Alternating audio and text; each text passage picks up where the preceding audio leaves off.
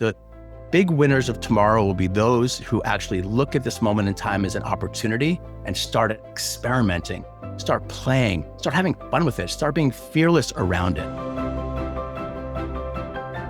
If you've been feeling like something is shifting in your life or a big pivot is happening, but you're also feeling overwhelmed, uncertain, or even discouraged by everything that's going on in the world, you are in the right place. When things feel blurry or noisy or chaotic, how do you find clarity? How do you actually know how to make the right decisions? My goal is to leave you more clear, more calm, more focused than you were 10 minutes ago. First question is around career pivoting. This person said, I know a pivot is imminent for me in my career and a lot feels uncertain right now. What can I do to best prepare? And in fact, I'm going to be transparent. I had about 5 conversations this week with people who are telling me straight up that they are holding on to the last gasp in their career and they know it. Like change is happening and they don't really know what to do. They're just biding their time. And this is a really important time to look at that issue head on. About 6 months ago, I interviewed a guy named Bill Burnett with my former business partner. And Bill has written a big book, New York Times bestselling book called Designing Your Life. And he teaches this at Stanford University. He has a whole institute called Designing Your Life at Stanford. And he says some really interesting things around this question. He said that he's going to the CS departments, computer science at Stanford, both undergrad and grad, and ringing the bell saying, get out. There's really not a long-term future for you in computer science, which is pretty mind-blowing considering that if you think about the families of these kids that are at Stanford in computer science, it's like a dream. It's like they won the lottery to be able to do that, all the hard work and all the sacrifice. And now you have one of the professors coming in saying, get out. But he's saying the truth, which is that there might not be a career in computer science with AI and everything that's emerging. So we just have to be really sober around things like this. And this is happening across industry. The question is, how do we prepare? And the way that I answer this question is to actually look it in the face and start making preparations, to start thinking about what is next for me, given that this might not be a long-term solution for me right now. My biggest recommendation is to start having conversations. This is not a time to be isolated, to be by yourself, to be just like on Google or on chat. Connect with other humans, connect with people who are in your same boat or dealing with the same issue, people that you've worked with in the past, people that you trust. This is a great time to get coaching or to join communities of people who are also in the same boat. Look, technology is really accelerating, but it's not going to replace the need for us to connect as human beings. So this is a time for us to go ahead and connect and start preparing. We don't know what's going to happen in 2 years, let alone 5 years from now, let alone my 7-year-old in 20 years from now. My recommendation is to look it in the face and what do I need to do? Okay. I'm a huge fan of experimentation. So go out there and experiment, be risky, be fearless. Okay. This is a great time to create multiple streams of revenue. In what different ways can you make money and earn money? Don't wait. Okay. Don't wait. The big winners of tomorrow will be those who actually look at this moment in time as an opportunity and start experimenting, start playing, start having fun with it, start being fearless around it. And that's my biggest recommendation to you. Okay. Don't wait. Like this is go time if you're in a place that feels uncertain. And look, it's going to cause anxiety. It's going to cause stress. Like we're all feeling it. It's existential, but unless we look at it, we're going to actually just hold it off until later when the repercussions will be worse. And you know that. So if you're in a situation where a pivot or a career change is looming or happening right now, go into that right now. The second question, I'm interested in launching my own thing, but I'm feeling intimidated and overwhelmed because there's already so much out there and it feels crowded and I'm not sure how I'm going to stand out. So one of the things that's happening right now is that there's a huge surge in people looking to create their own products, their own entrepreneurial venture, and this is going to continue. And this is awesome. And I'm fueling a lot of people that are doing that. But the big question is, how am I going to stand out?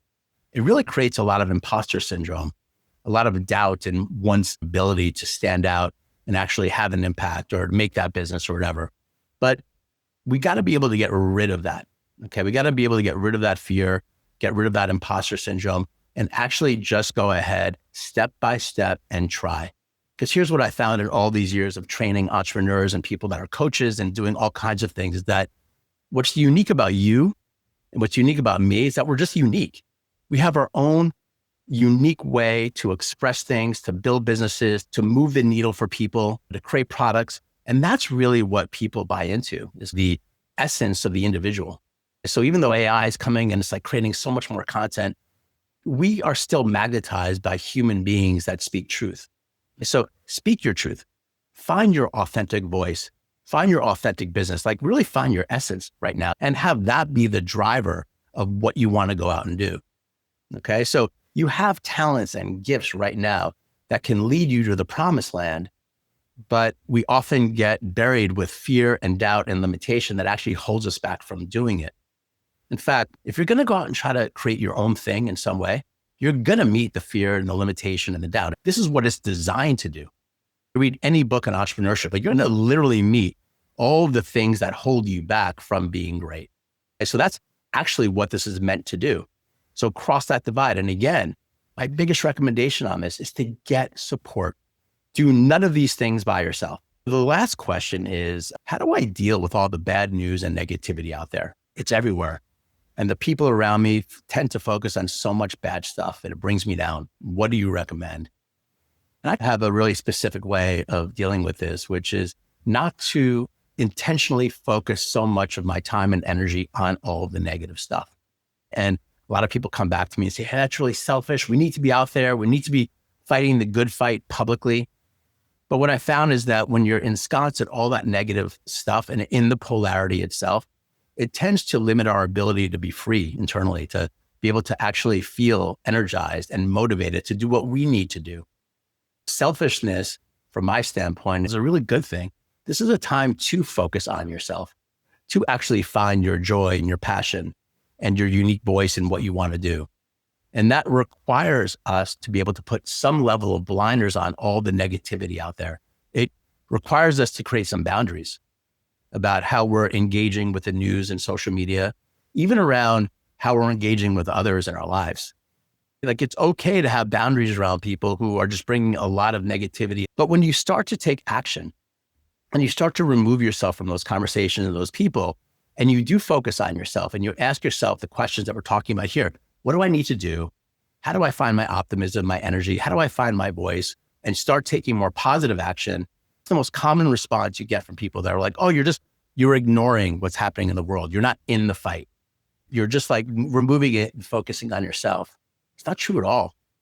In fact, when you sit, you can really feel how much tension and energy and anxiety exist out there in the world. And you can really feel it in your heart.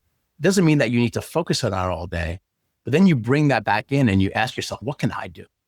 What can I do? How can I show up at my best right now?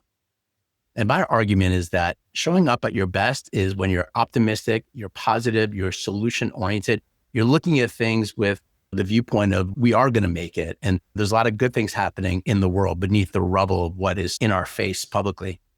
So find that, right? This is a life practice. One of my main practices is having people look at their lives or think about their lives from the end. Right? So depending on your age, thinking about 40, 50, 60 years from right now. Okay. Just actually in your head, like, what is that number in 50 years from now? How old are you? And now trying to envision that person that's lived a great life and actually achieved all the things that you want to achieve in your life. And looking back and thinking, what does that version of me want to tell me right now? And I can give you a shortcut. That person would tell you, don't sweat the small stuff. Don't sweat the small stuff. Don't get so focused on everything that isn't working. Don't be around people that bring you down. Don't be around situations that bring you down. That person would tell you to go for it and actually try to live your best life. And if you could find a space to really sense into that version of yourself and then bring it back into the now, it's called future pacing, that aligns you with the version of your future that is most exciting, most optimistic. And when people say to me, why would I want to do that? Why would we not want to do that?